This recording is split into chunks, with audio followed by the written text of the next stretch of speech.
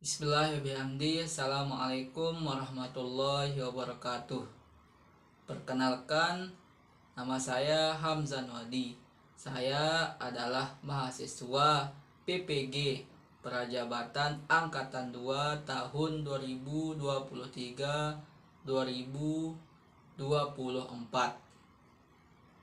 Video pembelajaran ini dibuat untuk memenuhi tugas topik 4, elaborasi pemahaman materi penilaian dan evaluasi dalam UBD aspek empati, mata kuliah perencanaan dan pengembangan kurikulum. Pengertian understanding by design. Wiggins dan Tichy mendefinisikan understanding by design adalah sebagai sebuah pendekatan pembelajaran yang meningkatkan pemahaman secara mendalam dan keterlibatan siswa. Desain pembelajaran ini berorientasi dari hasil belajar atau cara berpikir tentang pembelajaran, penilaian, dan pengajaran yang menempatkan siswa di tengah proses pembelajaran. Penilaian dan evaluasi pemahaman dalam UBD. Penilaian dan evaluasi dalam pemahaman UBD memiliki konsep penilaian terbuka, yang dimana dalam UBD berupa unjuk kerja yang didasarkan pada penilaian yang memiliki kriteria-kriteria untuk menentukan tingkat pemahaman siswa dengan basis penilaian yang konsisten dan adil. Penilaian dan evaluasi dalam UBD memiliki peran yang sangat penting dalam proses pembelajaran, yaitu sebagai tolak ukur untuk mengetahui pemahaman peserta didik terhadap materi yang telah diajarkan. Penilaian dan evaluasi pemahaman dalam UBD terdapat 6 aspek. Aspek yang pertama adalah aspek menjelaskan. Aspek yang kedua adalah aspek menafsirkan. Aspek yang ketiga adalah aspek menerapkan. Aspek yang keempat adalah aspek perspektif. Aspek yang kelima adalah aspek empati.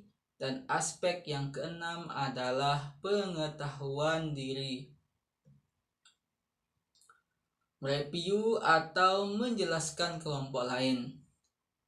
Pada video pembelajaran tugas kali ini, saya akan mereview atau menjelaskan kembali materi kelompok 5 yang anggotanya terdiri dari Kadek Ayu Darmayanti, Idora Nurbaiti, Raramiati Fitratunisa, dan Nurjihan.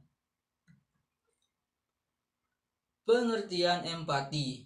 Empati adalah kemampuan untuk memahami apa yang dirasakan orang lain, melihat sesuatu dari sudut pandang orang lain, dan membayangkan diri sendiri berada di posisi orang lain. Adapun kriteria yang dapat digunakan dalam melihat aspek empati, yaitu yang pertama adalah sensitif, yang dimana sensitif adalah memproyeksikan diri ke dalam sudut pandang orang lain, mampu merasakan dan menghargai situasi orang lain. Yang kedua adalah terbuka, yang dimana terbuka di sini maksudnya adalah terbuka akan pemikiran-pemikiran dan pemahaman yang berbeda. Yang ketiga adalah reseptif, yang dimana reseptif itu adalah kemampuan menerima saran dan ide baru serta memilih pemahaman tersebut. Yang keempat adalah perseptif, yang dimana perseptif adalah memiliki atau menunjukkan kemampuan untuk memahami atau memperhatikan sesuatu dengan mudah dan cepat. Yang kelima adalah taktis, yang dimana taktis adalah memiliki sikap kebijaksanaan, berhati-hati untuk tidak menyinggung orang lain, dan memiliki regulasi diri.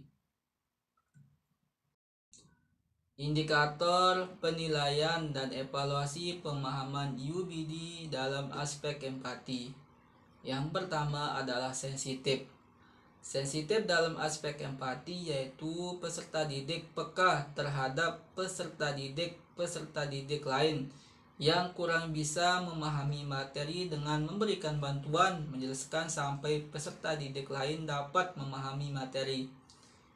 Yang kedua adalah terbuka, yang dimana terbuka dalam aspek empati yaitu peserta didik memberikan pendapat dalam kegiatan diskusi dengan percaya diri.